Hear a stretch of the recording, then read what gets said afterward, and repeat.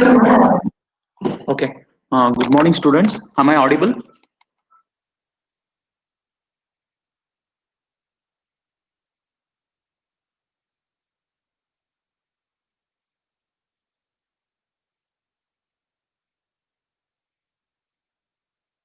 Students, am I audible?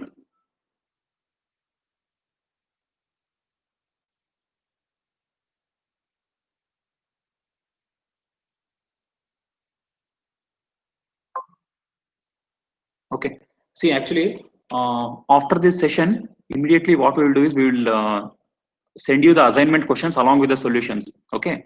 So directly I will just go with the assignment questions. So this type of problems already we have solved, right?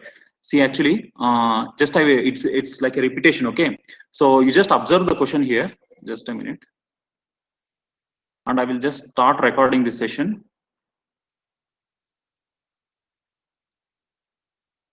Okay. See, what he is telling is 1 into 2 plus 2 into 3 plus 3 into 4 and so on. This kind of sequence is equal to 1 by 3 into n into n plus 1 divided by 2. Okay, so this is what you need to prove.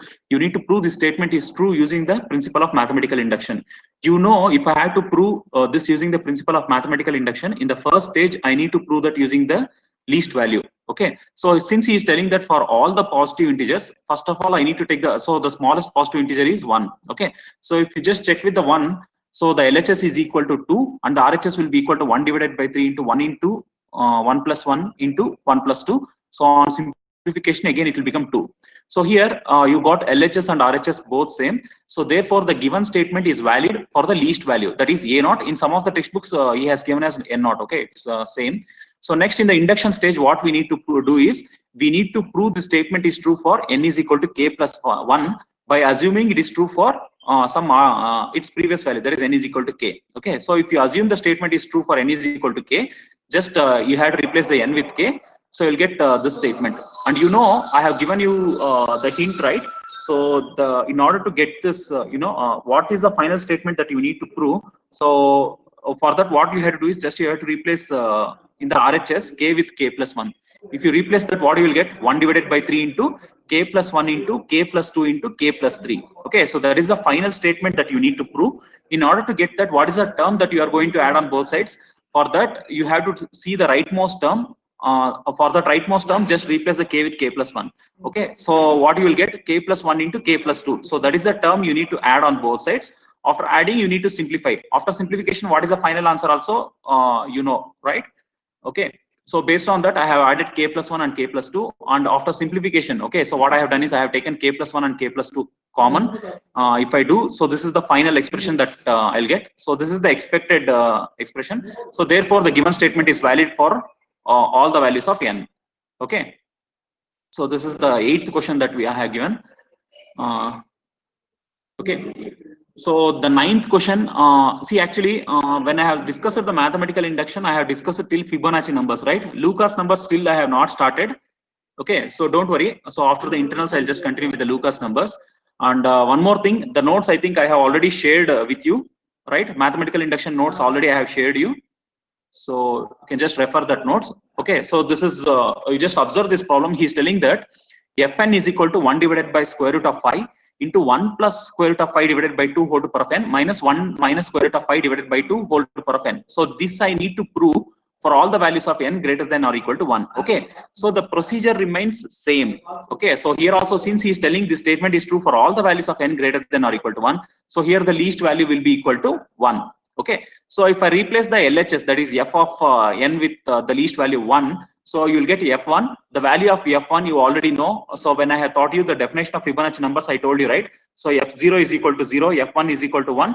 And in general, the general definition of Fibonacci numbers is fn is equal to f of n minus 1 plus f of n minus 2, right? So the LHS you will get as 1. And the RHS, on replacing the value of n with 1 and upon simplification, again you will get 1. Okay, so you can just see here. So I have taken the 2 as LCM, and minus 1 plus 1 will get cancelled. It will be 2 root 5, root 5 get cancelled. So again, you will get LHS is equal to RHS. Fine. So therefore, the given statement is true for n is equal to least value. So as usual, in the induction stage, I will assume the result is true for n is equal to k. So if I assume this is what is the statement I'll get, right? So as you know, in the next step, what I have to do is I have to prove that the result is true for the next one, that is k plus 1. Okay. So the final statement, what you need to prove is f of k plus 1 is equal to 1 plus square root of 5 divided by 2 whole to the power of k plus 1 minus 1 minus square root of 5 divided by 2 whole to the power of k plus 1. That is what is the final statement that I need to prove. Okay. So in order to get that, I will take the general definition of Fibonacci numbers. So you already know the general definition of Fibonacci numbers is given by Fn is equal to f of n minus 1 plus f of n minus 2, right? So now what I will do is I will just replace the value of n with k plus 1. Okay, so if you replace the value of n with k plus 1, so this is what is the statement I'll get. Okay, so just I have replaced the n with k plus 1. And from the assumption stage, we already know what is f of k. Okay, so the definition of the f of k we already know. I have replaced the f of k with this terms from the assumption stage. So what is f of k minus 1? In place of k, I will just replace k minus 1. Okay, so that is what I have done here. The definition of f of k minus 1 is whatever you got for f of k. So in that you just replace the k with k minus 1. So this is what you will get. Okay. And again, I'm telling you, students, you already know the final answer should be 1 plus square root of divided by 2, square root of 5 divided by 2 whole to the power of k plus 1. Okay. So now finally what you need to do is you have to simplify this entire expression into 1 plus square root of 5 divided by 2 whole to the power of k plus 1 minus 1 minus square root of 5 divided by 2 whole to the power of k plus 1. Okay, so you have to think in that way. So now what I have done is step by step I will explain. In the first step, I have just I brought the similar terms one side. Okay, so here I have 1 plus square root of 5 divided by 2. So here I have 1 plus square root of 5 divided by 2. So these two terms I have kept in one side. Okay, and this minus terms I have kept one side. Okay, I think this step you have understood, right? So now what I can do is, if you observe these two terms, okay, so if you observe these two terms, what is the common thing that you can take? See, actually, if you take, for example, for your understanding, I'll just tell you, if I have 1 plus square root of 5 divided by 2 whole to the power of 5, okay, instead of k, you just assume it as 5. So k minus 1 in the sense it will be 4, right?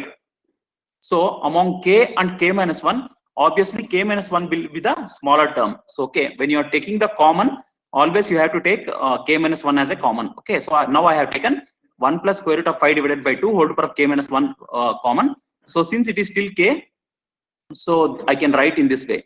Okay, so I think you can understand this, right? So now after simplification, I'll get 3 plus square root of 5 divided by 2. So here it will be 3 minus square root of 5 divided by 2. Okay. So I think when I share the notes with you, you please try to understand this. If you have any queries, again, I'll explain it again. Okay. So this is just a simple simplification. See, actually, as I have told you, the final answer that is required for me is 1 plus square root of 5 divided by 2 whole to the power of k plus 1. But what I have here is k minus 1. If I have to replace this k minus 1 with k plus 1, obviously I need to multiply this with 1 plus square root of 5 divided by 2 whole to the power of k minus 1 into 1 plus square root of 5 divided by 2 whole square. Okay. So somehow I need to make this as 1 plus square root of 5 divided by 2 whole square. Just a minute.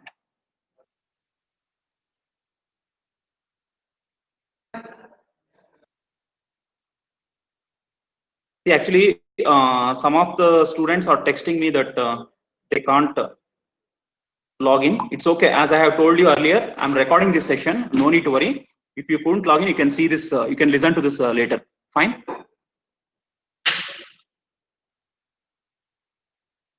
Okay. See, actually, as I have told you, I need to multiply that with whole square. Okay. So in order to get that, what I have done is, so whatever the term that I have, that is 3 plus square root of 5 divided by 2 whole square. First of all, I have multiplied and divided by 2. So why I have done like that? Because if I multiply it and divide by 2, so I can write in this way, that is 6 plus 2 root 5 divided by 4, which can be further written as 5 plus 1 plus 2 root 5. And this 5 can be written as square root of 5 whole square, right? So now if I do like this, I can write this term as 1 plus square root of 5 whole square. Why? Because when you have similar terms, you can just add the powers, so that it will become k minus 1 plus 2, that is equal to k plus 1. Okay. See, actually, as I have told you in the beginning, the advantage of the mathematical induction problems is you will be knowing the final answer that is required. So the final answer will be equal to 1 plus square root of 5 divided by 2 whole to the power of k plus 1 minus same thing to the power of k plus 1. Okay. So in order to get that, So what is the action that you are going to take? Okay, so that is what is the thing here. Other than that, the remaining steps will be very easy here, right? So as I have told you, I think you are aware of this, right? So as per the new rule that principal sir have told, so whatever the questions that we are going to give in the assignment, similar questions we can't give in the question paper. Okay, but the thing is, I have not completed the mathematical induction topic completely. So what I will do is I have shared the notes with you, right? So whatever the problems that is there in the notes, I will give the similar problems. Okay, so whatever the notes that I have given for you, I have covered all the problems in the notes. Okay, so in that notes only I will give the problem. Okay, that is with respect to mathematical induction. And next topic that you have is permutation and combination. Okay, so in the permutation and combination, I am doing the topics only that is there for the internals. Okay, so remaining topics I will do it after the internals. So for that reason, what I will do is whatever the two questions that I have given in the assignment, I will retain the same. Okay, so in the permutation and combination topic, I won't change the questions. Okay, so whatever I have given in the assignment, similar questions I will give even in the question paper. Okay, and the question number 1 to 5, Kirtika ma'am, she have given from the module number 1. Okay, so she will also share the notes with you. Fine. So in the module 1 also, we won't change the questions completely, but only we will change the values. Okay, so almost the questions will be similar to the one which is there in the assignment. Okay, so as I have told you, mathematical induction part, I will give whatever is there in the notes only, and permutation and combination, I will give only two questions we have given, and that two questions also we won't change. Okay, so whatever is there in the assignment, similar questions we will give. Fine. Okay, so this question number 10. So just a minute.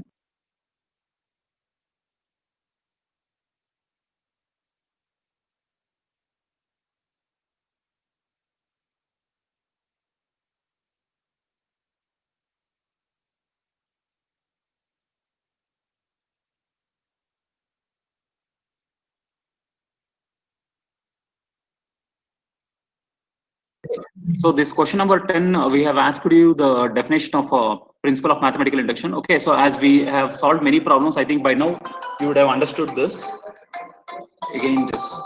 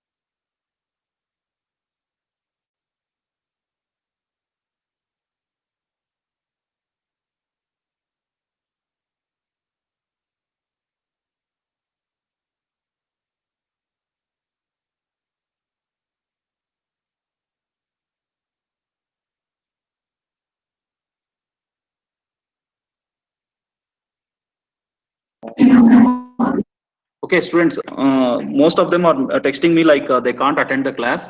No need to worry. As I told you, I am recording this session. Okay, so if you couldn't able to log in, so you can just log in later, and you can listen to this. Okay, so in the 10th question, I have asked you the general definition of mathematical induction. I told you, right? So if you have to prove any statement is valid using the principle of mathematical induction, it's a two-stage process. In the basic stage, you need to prove the statement is true for the least value, right? So in the second stage, you need to prove that the result is true for some arbitrary number by assuming it is true for its previous value. Okay, so that is what I have written here, right? So the same definition you need to write, and this is one of the most repeated question in the exam, right? So that is a question that I have asked in 10A. And in 10B, I have asked you the pigeonhole principle definition on one problem I have asked. Okay, so pigeonhole principle already we have discussed in module number 3. That is, if m pigeons occupy n pigeonholes, and if the number of pigeons are more than the number of pigeonholes, then at least one pigeonhole will contain 2 or more pigeons, right? So this principle we have discussed, and we know the general formula for the pigeonhole principle, right? That is a flooring function of m minus 1 divided by n, where always the m value should be greater than n. Okay, so this is one problem that I have asked. Prove that in any set of 29 persons, at least 5 persons must have born in the same day of the week. Okay, so you need to prove this statement is valid using the principle of using the pigeonhole principle. Okay, so if you have to do this, so first of all you should be clear with what value you have to take as pigeons and what value you have to take as pigeonholes. Okay, so here the value that is greater is 29. Always you have to take this as number of pigeons. So I will take m as number of pigeons, and you have to take number of days in the week. Okay, so that is 7. You have to take it as pigeonholes, and don't get confused with this value. Okay, so this is the final answer that you have to get. He only has given the final answer, and he is asking you to prove that. Okay, so don't get confused with this. So after this, after considering the m and n values, I'll just substitute in this formula. So I will get 4. Okay, so and the final answer will be equal to p plus 1. That is 4 plus 1, that is equal to 5. Okay, so using this principle, I have proved that at least 5 persons must have born on the same day. Okay, so that is the question that I have asked. Next, as I have told you, 2 questions I have asked on permutation and combination. Yes, ma'am.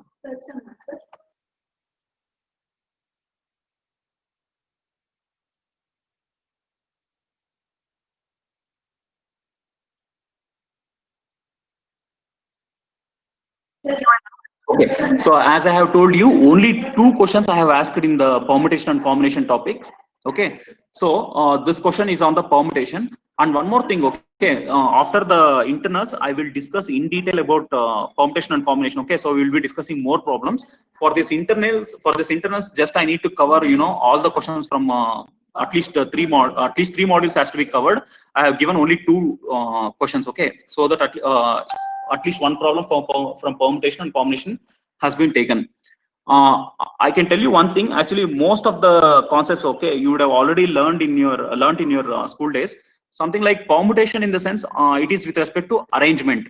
Okay, so any problem, if it is with respect to the arrangement, so you need to use the permutation formula. And any problem, if it is with respect to the selection, then you have to go with the combination.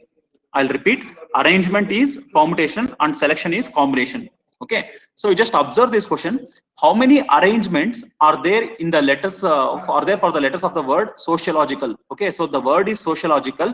In how many ways you can arrange the letters? In other words, what he's trying to tell is, using these letters, how many words you can frame. That is what his question. Okay, but of course there are totally 3, 4, 5, 6, 7, 8, 9, 10, 11, 12. Okay, totally there are 12 letters. But out of these 12 letters, some letters have been repeated, right? So if you observe here, O has been repeated 3 times, CIL has been repeated 2 times, and SAG has been repeated 1 time. If directly, if all the letters are different, then directly I would have used the formula as n factorial. Okay, so for the arrangement, the direct formula is n factorial. But since there is a repetition, you need to divide that with the number of times the letters has been repeated. Okay, so how many times n1 has been repeated, how many times n2 has been repeated, like that you need to divide. Okay, so based on this, so the total number of arrangements of the letters of the word sociological will be equal to n factorial, where n is the total number of letters, so that is equal to 12 factorial, divided by 3 times O has been repeated, and CIL has been repeated 2 times, and the remaining letters has been repeated 1 time. Okay, so this is the formula, and after simplification, this is the value you'll get. Fine. Next, and the next question is, how many okay, so the first question is a direct question, so without any condition he is telling how many arrangements are there, whereas in these 2 sub questions he has given the condition. The first condition is A and G are adjacent. Okay, so you need to arrange all the letters of the word sociological, and so that always the A and G has to be together. And carefully observe the question, students. He is telling that A and G has to be adjacent, but he didn't tell whether A has to be first or G has to be first. Correct, right? So now, based on this, if we solve, okay, so if we solve, always if A and G are adjacent together, I can take this A and G together as a single letter, right? So if I consider A and G as a single letter in the word sociological, so instead of 12, I can take only 11 letters. Correct, right? So only 11 letters, and 3 times O has been repeated, 2 times CAL has been repeated, and since I have taken A and G as a single letter, so only 1 time it has been repeated. And as I have told you earlier, since he did not tell whether the A has to come first or G has to come first, so I can take both the combinations, right? With A has 1, all these combination, and with G has first, all these combinations. Okay, so obviously I need to multiply this 2. Okay, so this 2 I am multiplying because either A can be first or G can be first. Okay, so based on this will be the final answer. And the last sub question that he is asking is, how many arrangements such that all the vowels are together? And I think you already know what are the vowels. The vowels are A, E, I, O, U. Correct, right? Out of these vowels, in the word sociological, which are all the vowels you have? So you can take A, you can take O, correct, right? A, E, I, and you can also take I. So totally how many vowels are there? 3 O's, 2 I's, and 1 A. So totally there are 6 vowels, correct, right? And out of the 6 vowels, so which letter should come first, which letter should come second, that also he didn't tell. Okay, so within these vowels, I'll repeat, within these vowels, again you can have the arrangement. That is, there is a repetition. That is, A has been repeated 1 time, and I has been repeated 2 times, and O has been repeated 3 times. Correct, right? So this vowels, within that vowels also you can do the arrangement. So based on whatever I have told, see here I have written. So totally 6 vowels are there, out of which 3 has been repeated by O and 2 is repeated by I and 1 time A. So this is one arrangement. And another one is, if you exclude this vowels part, and the remaining letters will be, see, out of the 12, out of the 12 letters, I will take all the vowels as a single letter. Correct, right? If I take all the vowels as a single letter, the remaining letters are 6 plus all the vowels put together, it will be 7. I'll repeat. So these 6 letters, that is 3 O's, 2 I's, and 1 A, together it is 6, right? So I will consider all these 6 letters as a single letter. Okay, so totally there will be 12 minus of 6 plus 1, so there will be 7 letters, and out of which, so what is the repetition I have just divided here, and then within that vowels only, this is the possible arrangements. Okay, so I think have you understood this, students? Is there any doubt in this problem? Can I go with the next problem?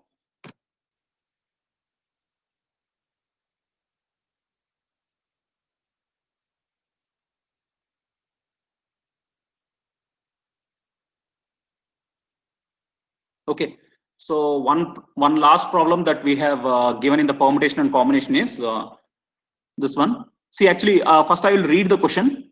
A woman has 11 close relatives. Okay, so a woman has 11 close relatives, and she wishes to invite 5 of them to the dinner. In how many ways she can invite them in the following situation? I'll repeat. So totally there are 11 relatives. Out of them, she need to invite only 5 for the dinner. Okay, so in how many ways she can invite? So he has given the different scenarios. The first scenario is there is no restriction. And one more thing, students. So here it is not a problem with respect to the selection arrangement, right? So since she need to select 5 persons out of the 11 persons, obviously it is a selection. And you already know selection in the sense always you have to go with a combination, right? So in the first scenario, there is no restriction. Since there is no restriction, directly she can select 5 out of the 11. So it's a direct combination problem. And the general formula for the combination, I think you already know. We have discussed this formula even in the module number 3, right? So in some of the problems, we have used the combination, right? So NCR is given by n factorial divided by n minus of r factorial into r factorial. Directly we know the values of n and r, we will substitute and we'll get the answer as 462. Okay, so the first sub question is very simple, right? So in the second sub question, what he is telling is, out of the 5 persons that she need to select out of the 11, 2 particular persons will not attend separately. In the sense, there are 2 persons, either both will attend to the party or both will not attend to the party. Okay, so only 1 person out of them won't come. Okay, so this is the scenario he has given. So in this scenario, if you observe, there are 2 ways in which that woman can invite the relatives. Either she can include both of them, or she can exclude both of them. Okay, so these are mutually independent events, right? So, and these are the 2 possibilities. So both the possibilities she will take into consideration. and she will try to find the solution. The first one is, as I have told you, she will not invite both of them. If she does not invite both of them, then she need to invite all the 5 in the remaining. If she excludes them out of the 11, the remaining will be 9, right? Out of the remaining 9, she need to invite 5 persons. So that is the one possibility. And the another possibility is she will call both of them. If she calls both of them out of 5, already 2 has been invited, right? So the remaining is 3, and that 3 has to be selected among 9. Okay, so these are the 2 possibilities.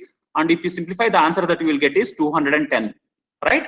And now you just observe the final scenario. The final scenario tells that 2 particular persons will not attend together. Okay, so this is just a contradiction to the previous statement. In the previous statement, 2 persons will not attend separately, whereas here 2 persons will not attend together. Maybe they 2 are enemies. Okay, so they will not, either both should be excluded, or we can invite any one of them. Okay, so if I invite the person 1, I cannot invite the person 2. Okay, so this is the first scenario. You just observe this. In the first scenario, I have already invited the first person. Okay, so remaining are 10, and out of the 10, I cannot invite the other person, right? So I need to exclude even that person. If I exclude that, the remaining will be equal to 9. Okay, so the same thing goes even here. I can include the person 2. So this is 4 actually. I can include the person 2. When I include the person 2, person 1 should not be called, and one person has been already called. Okay, so the remaining will be equal to 9. So it will be equal to 9C4.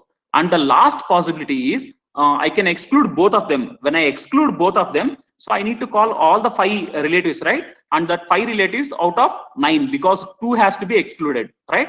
And after simplification, the final answer that I will get is 378, right? So students, as I have told you, we have given only 2 problems with respect to the permutation and combination. In the test paper, when we give the problems on the permutation and combination, we won't change anything. Okay, and in the mathematical induction, when we give the question, we will give it from the notes itself, right? So that module 1 topic also, all the questions we will give the solution, right? I think all these topics you have understood, right? Any doubts in this, students? As I have told you, by today evening, we will share the complete solutions for all the assignment questions. Fine. If you don't have any doubts, you can log out, students. So today there is some function going on, right? So as soon as you receive the